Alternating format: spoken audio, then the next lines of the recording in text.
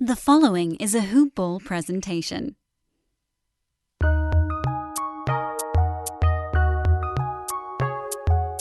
Welcome to the Fantasy NBA Today podcast.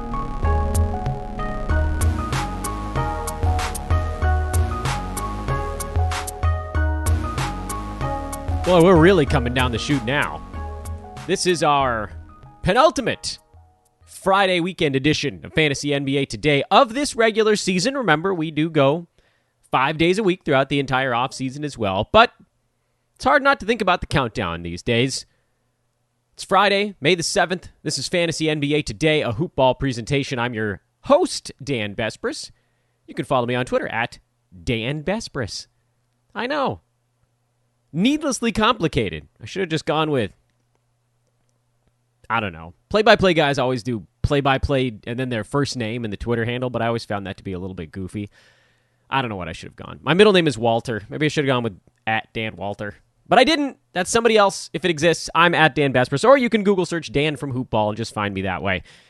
It is really, I think, psychologically incredibly difficult not to think about how close we are to the end of the year. And that also, I think, steers our brains toward a feeling of complacency, at least in roto formats. It's very easy to just go, all right, well, we are where we are at this point. And then in head-to-head, it's quite the opposite. This is where everybody's going completely bananas. And so we'll do our best again to try to create a show today that addresses both sides of what everybody's trying to do here these last couple of days. Many of you, your head-to-head leagues end this weekend. Mine would have, had I made the finals. Knocked out in the semis. Confound it. Roto, of course, does go to the end of the regular season. So I'm mostly going to be treating the show like that, although we'll also look at streaming schedule going into next week as well. So here's what we're going to do a little bit differently today. I am not going to do a Thursday recap on today's show. There were only 7 games yesterday, and there were a few interesting things that popped up. A couple guys came back, Zach LaVine being a big one. A couple guys have shown they're more viable fill-in options than previously. But the way we can cover all of that is what we've been doing really the last couple of Fridays, and that's just going through the teams from top to bottom, running today, basically through the end of the regular season now, since a few weeks back, we did that for 4 weeks. We did a 4-week look ahead. Here's where all the streaming options are. And then we went away from that for a couple of Fridays, mostly focusing on the weekend upcoming and early games the following week. But because now we're so close to the end, 10 days. That's it, including today. It's 10 days to the end of the regular season. You have next week. You have today, tomorrow, and Sunday. Recording this, of course, on Friday. We can just do them all. So we'll start at the top, and I've done these idiotic crap before where I'll mention it is actually an alphabetical order of the city team abbreviation, not of the actual name of the team. And it does flip-flop a couple of things. Like Boston, Brooklyn actually gets flip-flopped because Brooklyn is abbreviated BKN, so that actually moves in front of Boston, even though the word Brooklyn, of course, is after Boston alphabetically. I think it happens with one other team later on. New York Knicks coming after New Orleans Pelicans. No, that's not right. New Orleans is in front of New York. What's the other one that got flip-flopped here? I forget. Doesn't matter. We'll figure it out. We'll get there. No, I don't know. Maybe it is only one. Whatever. Not important. But I do know Brooklyn and Boston are flip-flops. So let's just start with Atlanta. We'll work our way through. And when we get to the end, we get to the end. Simple as that. Saddle up.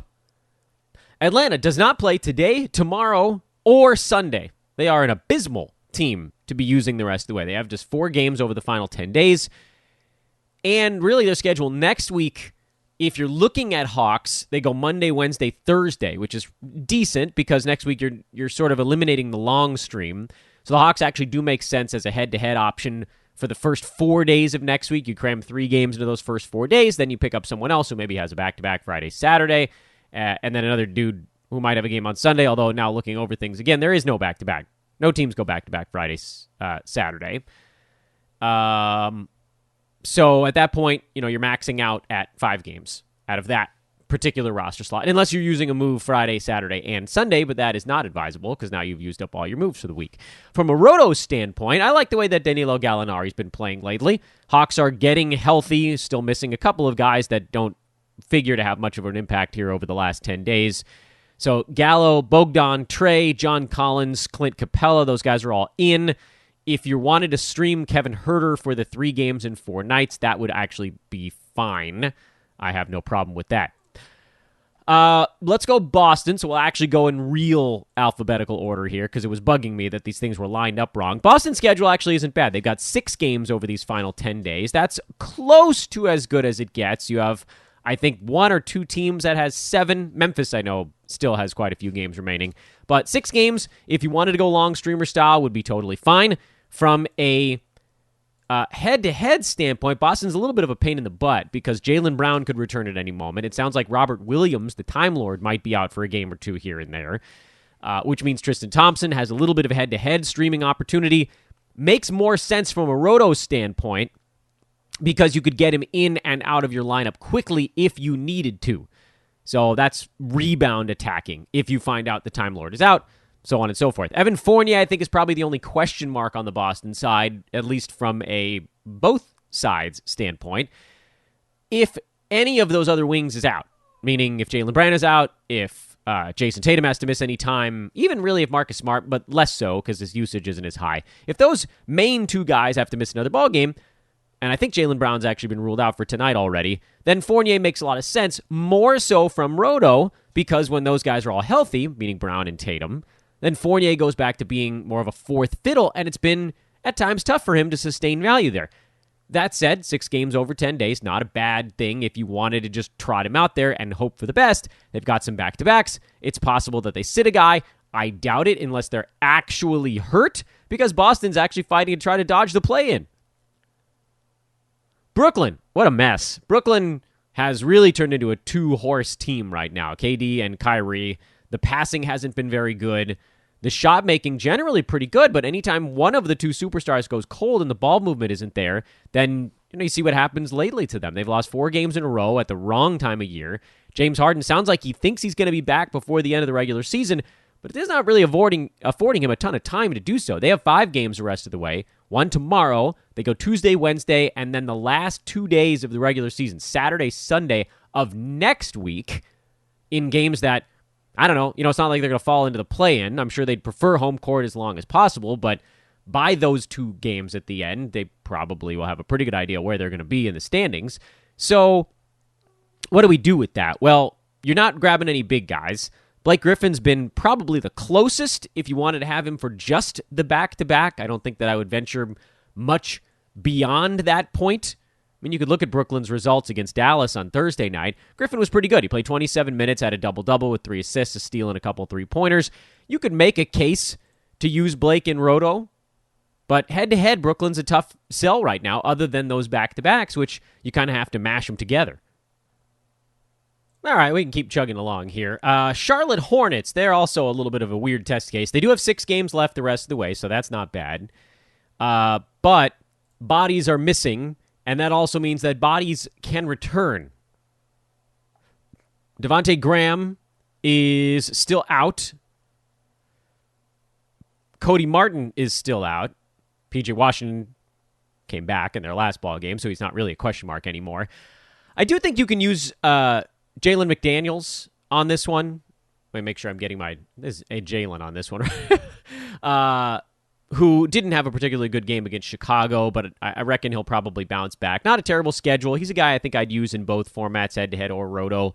But with 2 games left this week, and then rolling into a kind of a slow start next week, Charlotte would actually be a team on the head-to-head side you might want to target from Thursday through Sunday of next week. On the roto side, they're a little bit easier, provided no one else like a Gordon Hayward reemerges here. You've got Rozier, you've got PJ Washington, you've got McDaniels, and then if Graham comes back, you could use him, LaMelo Ball. That's relatively straightforward stuff. Chicago, pretty good schedule towards the end of this week, although we missed the front end of it yesterday in their win in Charlotte. They've got 6 games the rest of the way, actually the same exact schedule as the Hornets, at least in terms of how many games and what days they play. Zach LaVine's return kind of shaking things up a little bit for the Bulls last night, just in terms of who's going to get to play and who's going to get to do what. Vooch, not a problem there. Thad Young, 20 minutes. Continues to do enough in 20 minutes to actually hit value. Daniel Tice had a pretty good ball game in 26 minutes of a blowout. Would that have been higher if it wasn't a blowout? I don't know. Kobe White kept his starting spot, but I will admit, I am nervous. He had enough usage while LaVine and Vooch, certainly, but even while just LaVine was out, to hit marks in 9 category leagues. His stat set doesn't translate very well when he's now sort of third, not going to be racking up all the assists, and he still did pretty well yesterday because LaVine is getting his legs underneath him. But be warned, you can keep rolling with Kobe White because head-to-head he's playing tonight. He's playing again on Sunday. I would be thinking, and certainly on the Roto side, I would probably be thinking about moving on from him, looking for someone else who just has sort of a better fantasy makeup. Points leagues, this is not really a question mark. And then what do you do with guys that popped up yesterday that hadn't been very good before that, like a Lauri Markkanen? You leave him be. Garrett Temple, you leave him be, and shuffle along from there. Cleveland, they go today and Sunday, and then they actually start next week. Sunday, Monday is a back-to-back. Cavaliers, it's going to come down to who's healthy again. In that backcourt in particular, we don't have a return date for Darius Garland, so just keep using Cedi Osman until he's pushed back to the third option from the Garland-Sexton-Osman trio. Osman wasn't even really in that discussion, but when one of them went down, he popped up. And that's pretty easy. You're not going anywhere beyond that because their schedule is fine, but not great, much like these other 6 gamers the rest of the way. So you're looking more for opportunity than anything else, and you don't have to long stream. Dallas, also 6 games the rest of the way. Actually had 7 if you had been able to squeeze one in yesterday against Brooklyn. Mavs have moved some bodies around here with no Kristaps Porzingis, no Maxi Kleber. Those guys still out. Dwight Powell's been a really nice roto stream. And head-to-head, frankly, because they've had a very busy schedule. You just don't know when someone might come back and slice half or 2/3 of his playing time away. In the meantime, Roto in particular, get him fired up. He's been useful. Tim Hardaway Jr., same story. Get him fired up. He's in the starting lineup right now, and that's, by the way, maybe even a little bit safer in that Jalen Brunson played, Josh Richardson played. There wasn't a ton that there isn't much we're waiting on to push Hardaway out of the starting lineup. Like, it seems like they're happy with him there. He's hot, so they'll keep rolling him out there. So he's actually a better option in head-to-head because I don't know that anything's necessarily coming for his minutes or his starting gig. The Denver Nuggets, still waiting to figure out what the hell they're going to do with no PJ Dozier. They started Paul Millsap in their last ball game, and maybe that's something that continues. Tonight will be a pretty good guess on that. You know you've got Campazzo as sort of your initial stream. I would use him in head-to-head or Roto. He's been very good. Good enough to be used there in anything. They have 6 games the rest of the way as well, including a back-to-back today and tomorrow. I would not use a Millsap or a JaMychal Green or any one of those other fringe guys without knowing more or without knowing that you're targeting a few specific things. But for Millsap, he's not really that great in any one thing anyway. Detroit, they are now into sort of a slower part of their schedule. Admittedly, they do have a back-to-back tomorrow and Sunday, but then just 3 games the final week. One of the few teams that only goes 3 times that last week. So the Pistons get what you can out of them Saturday, Sunday, and then shuffle along. Because there are moves you can make even on Monday of next week. You can make one move and gain 2 games by switching over to the Pacers, the Grizz, teams that have 5 games the last week of the year. Or just switch off the Pistons with an effort to go, use a couple of moves on that roster slot. This may apply to Roto as well, unless you're over your game's cap. If you have any ground to cover, having someone that plays 3 games that last week is very dangerous, especially when you don't know if they're going to be any good. You could try to guess who might play on any given night. Like we saw Corey Joseph play yesterday, and he was really good. But was it because Killian Hayes was out with an illness? I'm inclined to think maybe, so I'm not making a move there. The Warriors sound like they're going to guarantee Juan Toscano-Anderson's contract, but I don't know that it matters. They only have 5 games the rest of the way, so you're not worried too much about the head-to-head side of things. Kent Bazemore has been a decent enough roto stream, and you can probably just keep him floating through. If you're doing something on the head-to-head side, you could pick him up. They've got a rematch with Oklahoma City tomorrow, and then a back-to-back Monday and Tuesday.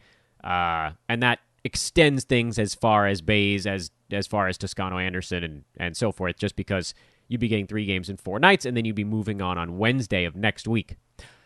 The Rockets, who we've talked about a lot on this podcast lately, they have 6 games left, and they are cut down to their prime.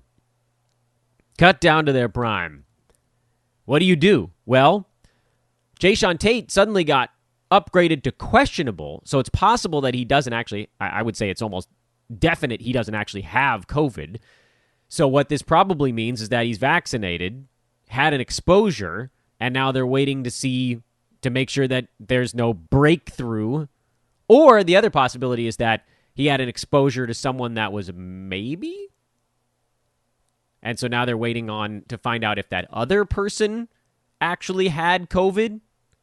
Like maybe there was a maybe. If you get upgraded to questionable that quickly, it means that you're probably going to play unless something comes in that you're not sure of. Because he got listed now with a sore knee, which is not at all what we thought we were dealing with earlier. All right, so let's say Jae'Sean Tate does come back. He'll get to do more than he could ever dream of because Kevin Porter Jr.'s out. Christian Wood is doubtful. All those other veterans have no intention of coming back, except maybe Avery Bradley, who's been playing somehow. So you'll probably get a ton from Jae'Sean Tate. I think KJ Martin's still a really good stream in head-to-head or roto just because of how many guys are out. It wouldn't be quite as good as if Tate missed that ball game, but I think you could still use it. And it's a little bit blowout-proof because they only have like 4 guys that aren't on the injury report.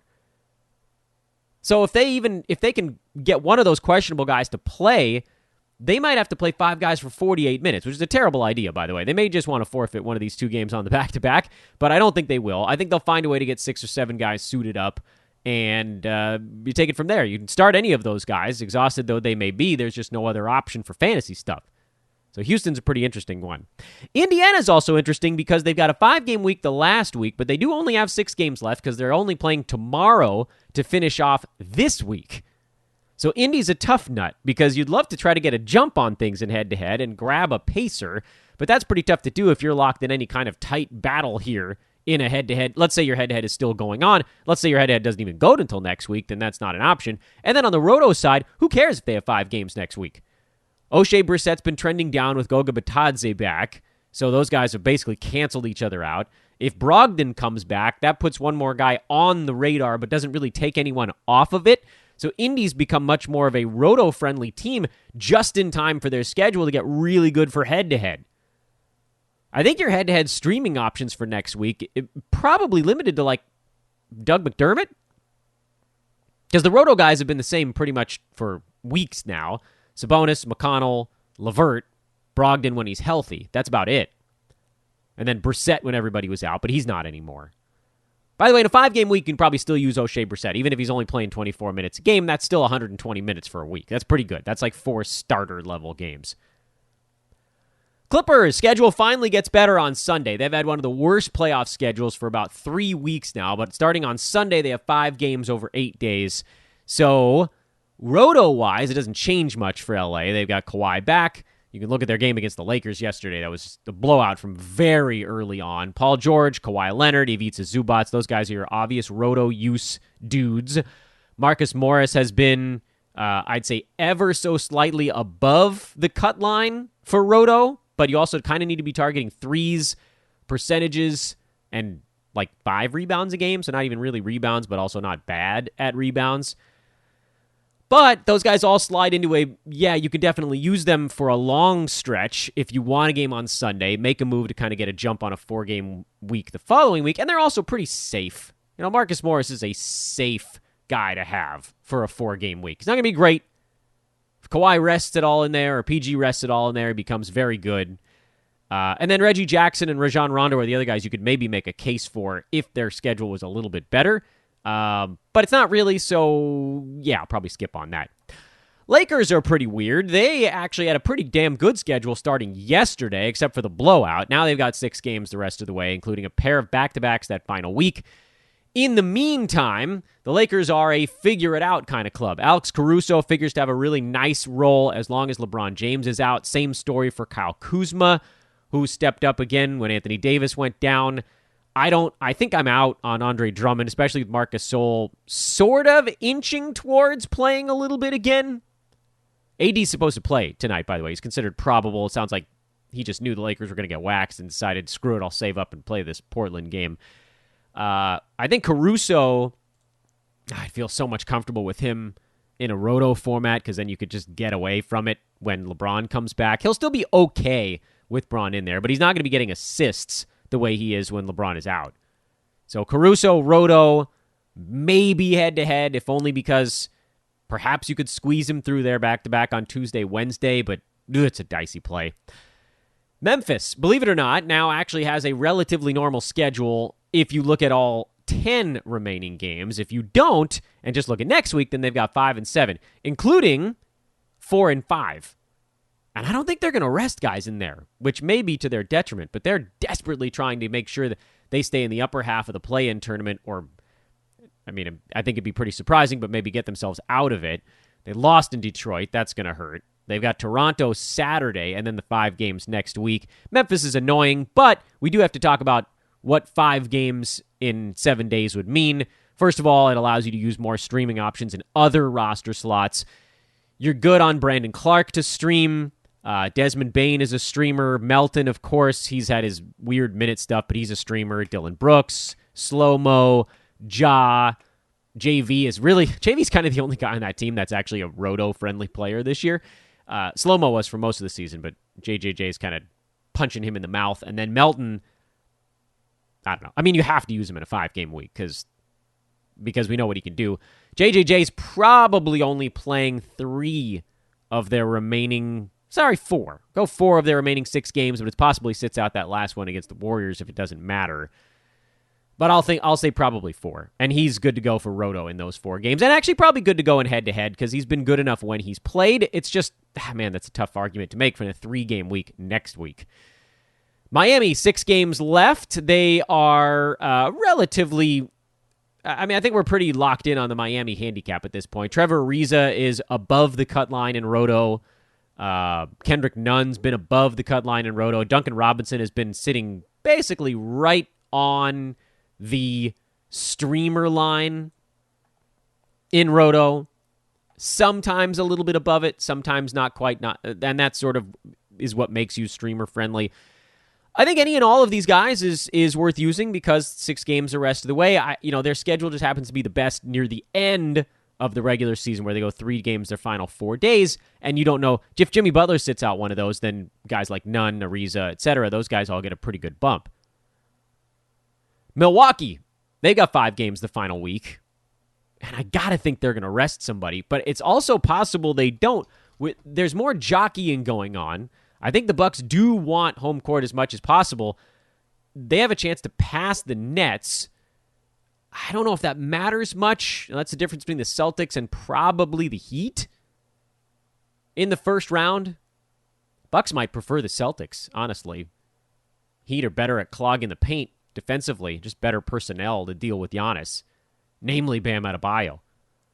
Celtics don't have that guy. Giannis would run him right over. You're not going to see much there. I mean, they'll play hard, but I got to think the big guns take a night off for Milwaukee in their 5-game week, which means, and the big guns, by the way, that includes guys like Dante DiVincenzo. Anybody that's played a lot of games and played in their starting lineup is a risk to sit. I would think Bobby Portis actually shapes up as a really good stream in their 5-game week. He'll get in there for something. Middleton will miss a game. Giannis will miss a game. Brook Lopez will miss a game. They might even rotate through who misses it when, and that would mean that Portis would potentially start in all of those. They might just go big. Not that they aren't huge already. Problem, of course, with Milwaukee is that they play tonight and then they're off Saturday, Sunday. So it's hard to get a jump on the Bucks. At least from a roto standpoint, they're not that complicated. Minnesota, they're down to just 3 normal players. You're not making any adjustments. Their schedule is very average with the 6 games. It's D'Lo, it's Cat, it's the Ant-Man. Pelicans, 6 games the rest of the way. I'm a little bit curious about New Orleans because Steven Adams is playing hurt. It sounds like he's probably going to miss this one. Do they go back to Willie Hernan-Gomez? Because they sure as heck played better with Jackson Hayes actually playing defense at their center spot. If Hayes is going to get the minutes, and unfortunately, I don't know that we can know that until the last minute when they release their starting lineup for the game in Philadelphia tonight. And for Roto folks, that's probably too late to make your move. Many of you, like my own, have moves in Roto for the following day. Head-to-head, you're not making it because anytime Adams pops up, he just ruins the streaming opportunities for the rest of these guys. Brandon Ingram is probably going to miss some time. We don't know exactly how much. That also leans more towards the Roto side, as he may also resurface in a couple of games. Can't be using head-to-head moves when a guy could just lose his playing time. It's just, it crushes you. Who do you pick up if Ingram's out? I don't know if you really pick up anybody. Honest to goodness. Najee Marshall probably does a little bit more, but the schedule's not good enough for it to warrant that. I guess you could pick up a Pelican today through Monday if you wanted to. Make a move to another team that's got 4 games Tuesday through the following Sunday. That is if you're streaming for games the rest of the way. If you're just streaming for opportunity, then Jackson Hayes is the only guy I'm sort of lasered in on at this point. Knicks, very average schedule. They've been the same handicap for about 3 weeks here. Easier to use them now that their schedule's not as bad as it was the previous 2 weeks, but no changes there. Thunder, they go back-to-back Saturday, Sunday, and then just 3 games next week. So if you were streaming any Thunder for head-to-head stuff, get out of it on Monday because they just have not been good. They're not Roto-friendly, and then without the schedule, they won't be head-to-head friendly either. Orlando, 6 games starting today the rest of the way. They've been kind of interesting. Mo Bamba's been crushing with Wendell Carter Jr. out. He was sort of crushing even when Wendell Carter Jr. was in. RJ Hampton's been really good. He's probably worth using. I have to admit, I'm really nervous that the wheels are going to come off of whatever's happening there with RJ, or Cole Anthony will have a better ball game, and then they'll just sort of cannibalize each other. That's hard for me to make that play. Mo Wagner is the other, believe it or not, safe option in Orlando. I would use him in Roto as long as you possibly can. Just stick with it. Philly's got 6 games the rest of the way, although they do have this back-to-back, so then there's a 2-day break for the 76ers, so they're a pretty good stream for today and tomorrow. Not that anyone on that team is really stream-friendly. Phoenix, same general issue. If Jay Crowder pops up, that kills whatever you thought might be happening at the power forward spot, but it was fairly unpredictable anyway. Portland, also 6 games the rest of the way, but kind of front-loaded, actually. They start a 5-7 tonight against the Lakers. Big ball game. And then they're ripe for a whole bunch of letdown games just in time for them to get the Spurs and the Rockets, and then they go back on the road for Utah and Phoenix. So everybody's going to be celebrating. This is what might happen. Portland's got this huge game with the Lakers tonight where they'll probably win it. Lakers are and Blazers are tied right now. Lakers, I think, technically ahead. No, they have the exact same record, 37-29. So Blazers probably win this one and push the Lakers into the 7 spot, the top of the play-in tournament. And then everyone's going to be like, oh, Blazers are not going to go. And then you got to look at the things the rest of the way. The Lakers have the Suns, which is tough. Knicks will be competitive. Houston, Indy, and the Pelicans to finish things out. So the Lakers' schedule is tough for 2 games. Well, really 3 games if you count the Clippers. And then it gets a little lighter and then real light. Whereas for Portland, they're kind of on the other side of this thing. Their schedule has the Lakers' tough game, maybe, depending on who plays, gets real light, Spurs and Rockets, and then gets real tough. So there's absolutely nothing set in stone, regardless of who wins this ball game. And so you wonder, do the Blazers put everything on the line tonight to beat the Lakers and then come out tomorrow flat as hell against the Spurs? Or does that flat game come against Houston before they have the brutal back-to-back at the end of a 5-7? Regardless, Carmelo Anthony's been a really good stream for the Blazers, so you can use him over the next 7 days and then get the hell out next Friday. Roto-wise, no. On the Kings side, it's just DeLon Wright now. I mean, just go for it. Hard DeLon Wright as long as you possibly can. I might just let him ride the rest of the way. I don't know if Tyrese Halliburton plays again this year for the Kings. De'Aaron Fox, maybe. Harrison Barnes, maybe. You can probably stream Marvin Bagley as long as Barnes is out. But with him, there is a possibility that Barnes returns and you have to abandon ship. Kings have back-to-back games where they have the Spurs tonight, then they've got the Thunder for 2 in a row.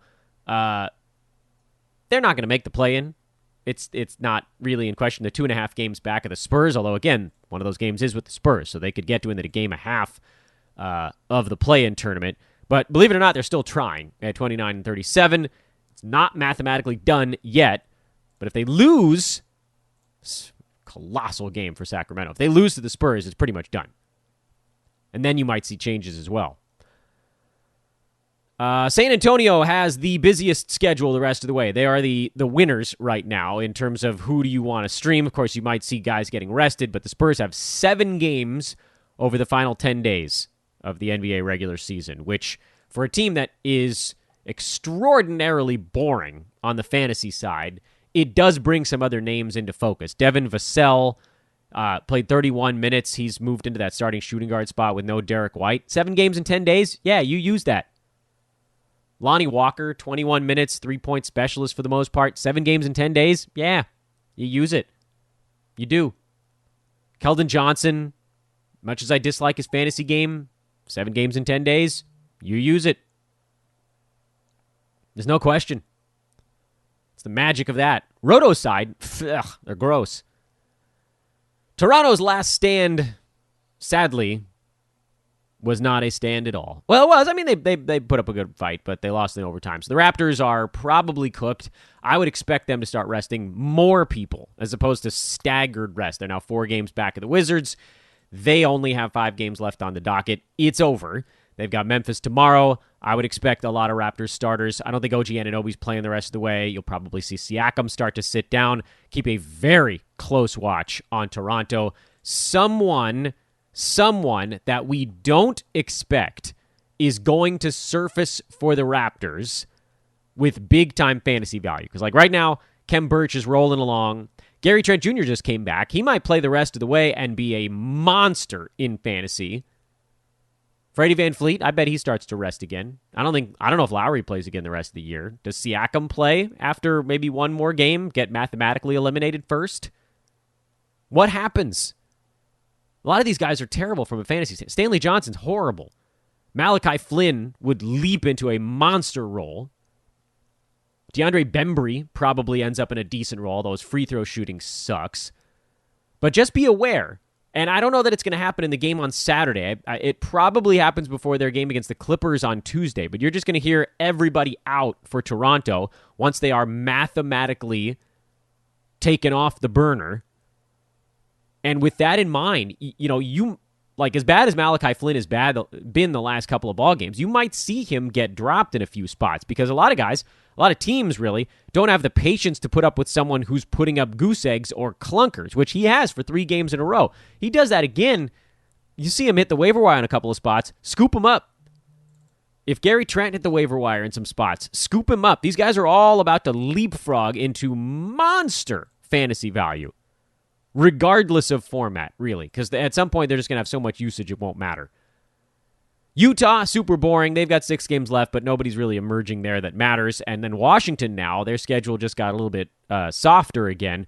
5 games left. They finished up a 5-7 with their overtime win in Toronto. They've got Indiana tomorrow, which reeks of the letdown game. Wizards played so hard during their 5-7 stretch and have been so good during their recent run that there's always the moment where things slip a little bit. Now, to be fair, they did lose a tight one to Dallas. They lost a 1-point game to the Mavs. They lost a 1-point game to the Bucks. So there will be that fire, and they know they can't let up because they're like a game or two, really, a couple decent games away from wrapping up the that last play-in spot.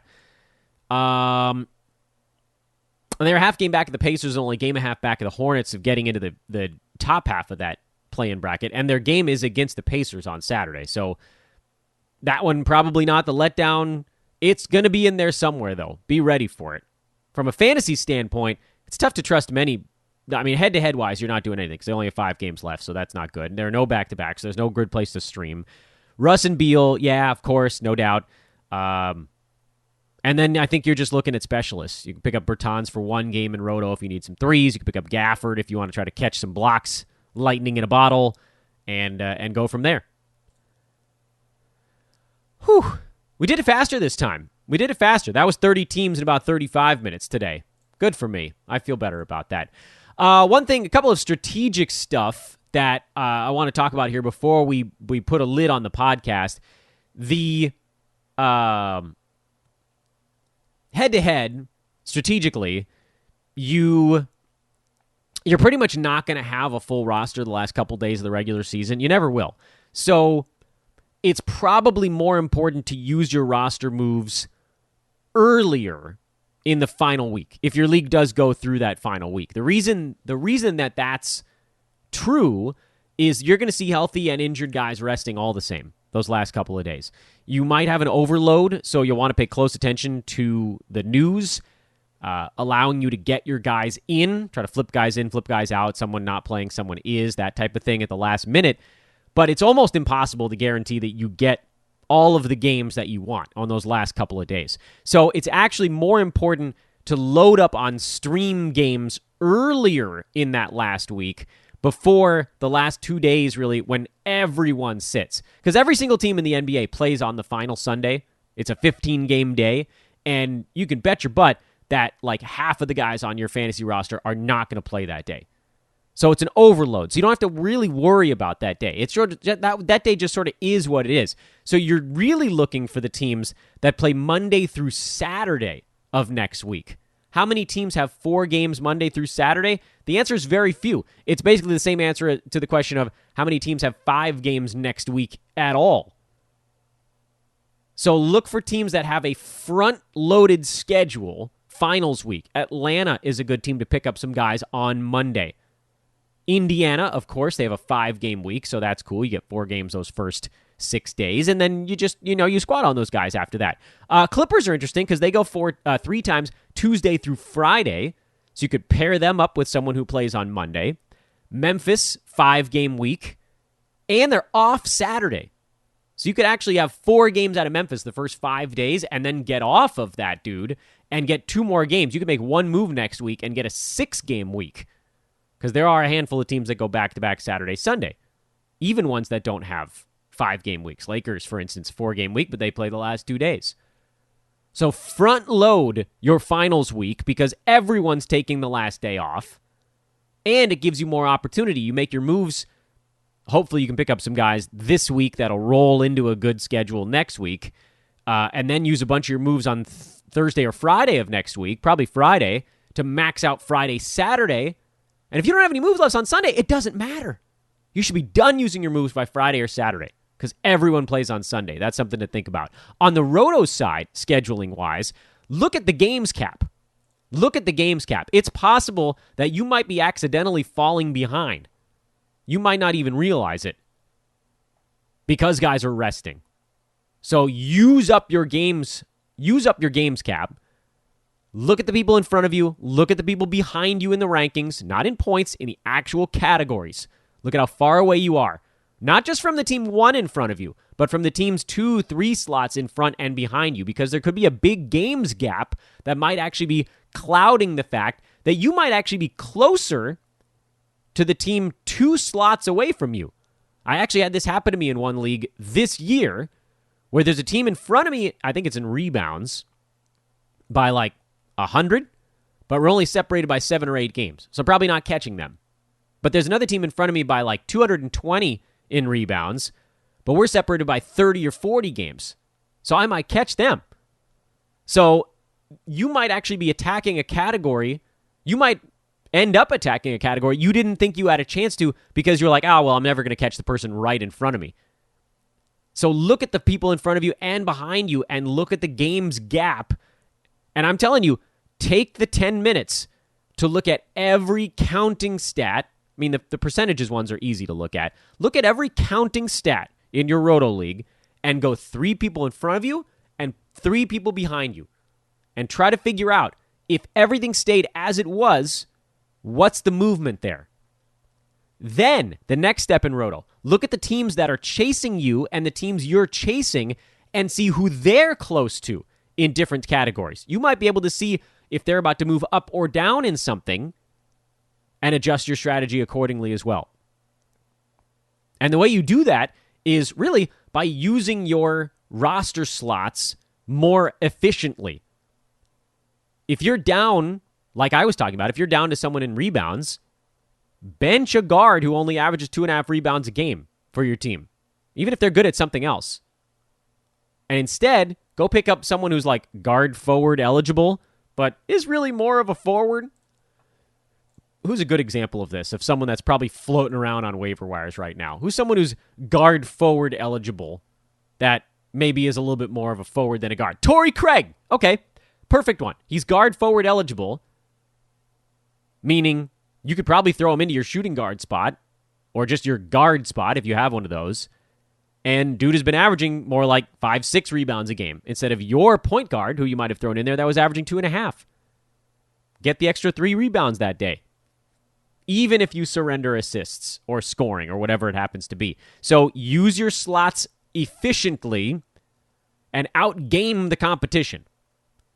You guys might be very good. You might both have very good teams, but the way you can get over the hump in Roto every year, strategy. Last week of the regular season, next week. Can't wait. We're going to mostly talk Roto. I'll tell you that, because this show kind of handled your head-to-head approach for next week. But we'll talk about streamers on both sides. Again, use your moves earlier finals week. Or not finals week, but, last week of the regular season. Keep listening in the offseason, and please do drop a rating on the podcast. 5-star review would be most excellent.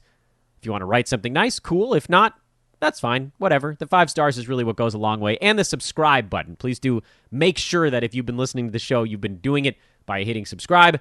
Tell your friends. Visit our buddies at mybookie.ag. And I'm very excited to announce a brand new item from our pals at manscaped.com. It's the Lawnmower 4.0. Oh, yeah. It's here, guys. The Lawnmower 4.0 is coming. Oh, it's super cool, man. It's super cool. You got to check this thing out. It's live. It's live. It's breaking news. It's the Lawnmower 4.0. They've done it again, guys. They sent me one. It's awesome. It's a ceramic blade with skin-safe technology, so still pinch-free. That's the stuff we've been talking about forever. They have a multifunction. This is brand new. It's got a multifunction on-off switch, so you can engage a travel lock, things of that nature. They have a 4000K LED spotlight that you can turn on and off for a precise trim. It's got 4 grooming lengths, which hasn't been the case in the past. Also, it looks sweet. Sleek, two-tone matte and gloss finish. It's awesome. Lawnmower 4.0. Go to manscaped.com. Use promo code HoopBall20 and get yours today. I knew I had some cool stuff I was saving up to the end of the week, and I almost forgot, but I didn't. Manscaped.com. HoopBall20. Promo code. 20% off free shipping. The new, spanking new Lawnmower 4.0. Available for purchase in the U.S. and Canada. This is Fantasy NBA Today, a hoopball presentation. I am Dan Vespers. Go win your league this weekend, folks, and please do continue listening even after your stuff is done. We got a lot of things to go over. At Dan Vespers on Twitter, if you want to bug me about anything, I will do my best to get back to you quickly. Have a great weekend, everybody. We'll talk to you Monday. So long.